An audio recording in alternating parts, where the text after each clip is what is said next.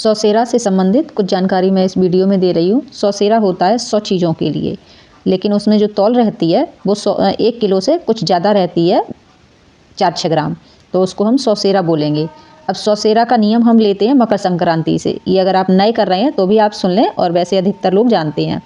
तुम सौसेरा का नियम मकर संक्रांति से और आने वाली मकर संक्रांति तक उसको पूरा करना होता है 1 वर्ष में।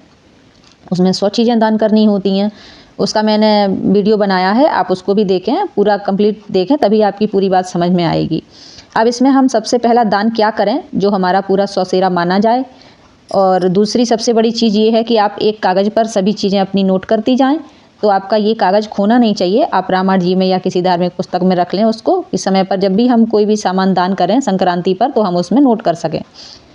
तो आप उसमें गिनती डाल लें 100 तक, और फिर अपने जितने भी सामान हर महीने की संक्रांति पर आप दान कर सकते हैं, या एक बार में भी आप 100 चीज़ें दान कर सकते हैं। ये आपकी क्षमता के ऊपर है। हर महीने की संक्रांति आती है, आप उसमें 7-8 चीज़ सामान अपने आराम से निकाल सकते हैं, क्योंकि कुछ चीज़ें हमें ऋतु के हिसाब से भी मिलती हैं, मौसम के हिसाब से। तो हमारा पूरा वर्ष भर में ही करना ज़्यादा ठीक रहता है। तो आप पहला जो दान निकालें वो सूखे गोलों से निकालें, या हरे जटा वाले जो नारियल होते हैं उनसे निकालें, या फिर खांड के जो सफ़ेद करवा आते हैं आप उनसे निकालें।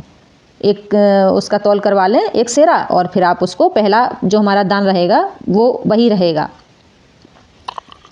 और अगर आप पूरी वर्ष में एक संक्रांति पर नहीं कर पा रहे हैं किसी कारणवश, तो आप तीसरी साल में आप उसको संक्रांति को पूरा कर दें।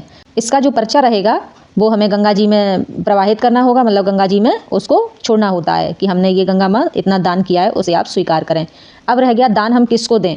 तो आप इस दान को, अगर आप अन्य कास्ट के हैं तो आप दान ब्राह्मण को दें, पंडित को दें, तो आपका ज़्यादा उचित रहेगा। और अगर आप ब्राह्मण ही हैं, सौसेरा दान कर रहे हैं, तो आप अपने मान्य पक्ष को दान करें, या फिर आप मंदिर में पंडित वगैरह को भी दे सकते हैं। जैसे भांजे हैं, ननद है और भांजी है, सास ससुर हैं, इनमें आप अपने से ऊंचे पद वाले को ही दान किया जाता है। तो ये कुछ सौसेरा के नियम हैं, तो आप उसको पहले पढ़ें, समझें, उसके बाद फिर शुरू करें। सौसेरा में आप कुरकुरे चिप्स ना रखें, और आप कुछ सामान हमारे ऐसे भी होते हैं जिनको हम एक सेर नहीं ले सकते हैं। जैसे कुछ पूजा का सामान है, कलावा है, सुपारी है, कपूर है, तो इनको आप एक सेर नहीं ले सकते हो, तो आप इन्हें इकट्ठा 4-6 सामान कर लें और एक सेर तुलवा लें। या श्रृंगार का सामान है कुछ ऐसा जो हम एक सेर नहीं, उसको भी नहीं कर सकते। चूड़ी है, ये तो हम खरीद सकते हैं एक सेर, लेकिन बाकी और भी सामान रहते हैं उनको हम एक सेर नहीं ले सकते। तो आप श्रृंगार के भी 8-10 सामान जोड़कर एक सेर कर सकते हैं, लेकिन उस सामान की गिनती एक ही होगी।